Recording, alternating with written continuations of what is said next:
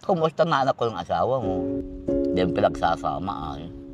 Ang ganda naman, di mo pinagsasama. Ang ganda ng buhok to.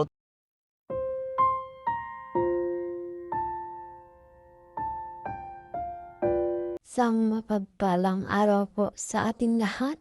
Magandang araw at gabi po dyan sa mga silent viewers at solid supporters ng EDC. Megalove shoutout po at kamusta po kayo? So yun mga kalingap, may panibago na naman po tayong pag-uusapan patungkol nga po kung saan grabe nga po ang emosyon ni Papa Eds Edo is na si Beyonce. Beyonce natin, kamusta na kaya? At yan nga po ang ating pag-uusapan. Maya-maya na lamang. Pero bago po yan, kung bago ka pa lang po sa aking munting YouTube channel, pa-like, share, and subscribe naman po at pakipindot na rin po ng notification bell para lagi po kayong updated sa aking i-upload na video. At paalala rin po, bago po tayo magbigay ng ating mga komento at opinion, itapusin po muna natin ang kabuuan ng video nang sa ganun nga po ay akma po ang ating i-comment mga kalingap. At lagi ko rin nga pong hiling sa inyo, patuloy nating suportahan ang mag-ama na matubang. Napakaganda nga po yung ipinapakita nila sa atin. Mga pagbibigay saya at tulong sa ating mga kababayan, ipatuloy po nating suportahan at imaroton mga kalingap. Nang sa ganun nga po ay mas marami pa silang matulungan, lalong-lalo na nga po dyan yung mga kapos sa pangailangan, imali nga po nila. At syempre wag rin nating kalimutang suportahan ang kanilang may bahay. Walang iba kundi sina Ate na vlogs at Jackie Tapia. Wag po sana tayong magsasawang sumuporta. Mga kalingap, so iyaan, balik tayo sa ating pag-uusapan at tatalakayin ngayong araw patungkol nga po kung saan grabe nga po ang emosyon ni Papa Eds dito mga kalingap. Nang si Papa Eds natin ay tinanong ni Nanay Rosa kung kamusta na nga po si Beyonce. At yan nga po, grabe ang emosyon ni Papa Eds dito, halos naiiyak siya nang sumagot siya dito kay Nanay Rosa. Bakit po kaya mga kalingap at talagang iba yung pakiramdam ni Papa Eds nang marinig niya itong patungkol kay Beyonce at talaga namang hindi niya mapigilang mapaluha mga kalingap. Kumusta na anak ko yung asawa mo? Di mo pinagsasamaan. Ay, wala. Ang ganda naman, di mo pinagsasama. Ang ganda ng buhok to.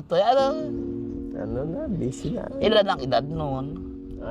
Bata pa.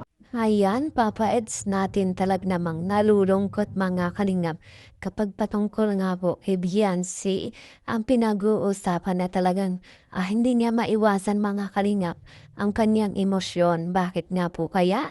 Mayroon bang problema pa dito kay Ed at Beyonce? Meron ba silang hindi pagkaintindihan? At may tampuhan nga ba sa isa't isa itong dalawa mga kalingap? Yun nga po ang ating inaalam sa ngayon at nakikita naman natin na si Edo ay hindi niya inuulit o sinasabing hindi sila okay ni Beyonce. Para nga po ay walang mag-aalala. Lalo na nga po sa mga solid supporters natin at mga bigating sponsor.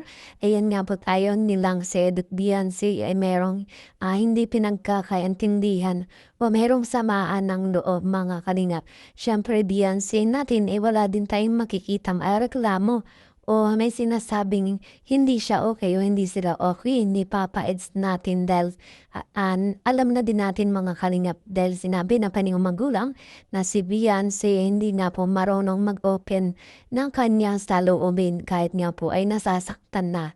At kaya yan, hindi pa na po natin nakikitaan si Beyonce ng mga sama ng loob dahil kinikimkim niya lang ito o sinasarili dahil ayaw niya nga po may mga problema pa mga kalingap lalo na nga po kanyang mga magulang. At ito, kamusta na nga po pala kaya itong ating Beyonce mga kalingap at talagang wala na tayong update matapos ang part 97 At ito nga po ay siguro si Beyonce natin ay napupokus na lang muna sa pag-aaral at marahil ay malapit na rin nga po ang bakasyon. At meron pa nga po siyang kailangan tapusin bago pa nga po tapos ang kanilang pasukan. At syempre pagtapos nun ay talagang masaya na ulit itong bakasyon ni Beyonce natin dahil mga kalingap. Ang EDC ay pupunta ng Korea. Yan nga po ang ating aabangan at paniguradong marami tayong aabangan dyan mga kalingap. Pero sa ngayon ay eto nga po panoorin natin kung gaano naging concern itong si Papa Eds natin pagdating nga po kay Beyonce at talagang pinagtanggol niya itong karapatan ni Beyonce para nga po sa mga bashers at talagang naaawa siya dito kay Beyonce natin. Panoorin po natin ang video na nagmula kay Kalingap Edo. Mga sitwasyon, naintindihan natin yung hirap nila kasi barang baguhan pa sila sa gantong mga pangyayari. Hindi sila sanay Hindi pa sa sila bashing. sanay, kaya wag po nating wag na nating kung wala man tayong masabing masama sa kapwa natin, wag na po nating kasi hindi natin alam baka pwedeng makadulot kayo ng Kasama sa kanila. pwede makasama or kung higit pa man minsan kasi yan ang idinudulot ng ibang na pwedeng ka-depress. Yung iba pa nga nagpapakamatay dahil sobrang depression. Walang problema kasi sa atin. Sa kasi atin, sanay na tayo. At yan nga po mga kalingap, grabe nga po yung pag-aalala ni Papa Eds dito lalo na nga po pagdating kay Beyonce at iniisip niya na baka mangyari din ito kay Beyonce kapag nasobrahan nga po sa mga pangbabash mga kalingap at baka nga po pati mental health ni Beyonce ay maapektuhan na at baka nga po may mangyayari pang hindi maganda. Ganyan na po at talagang sobrang pag-aalala ni Papa Eds dito kay Beyonce natin. Tingnan nga po manay ni Beyonce at itong si Edo ay naging okay na nga po mga kalingap at nag-usap na patungkol sa issue talaga naman.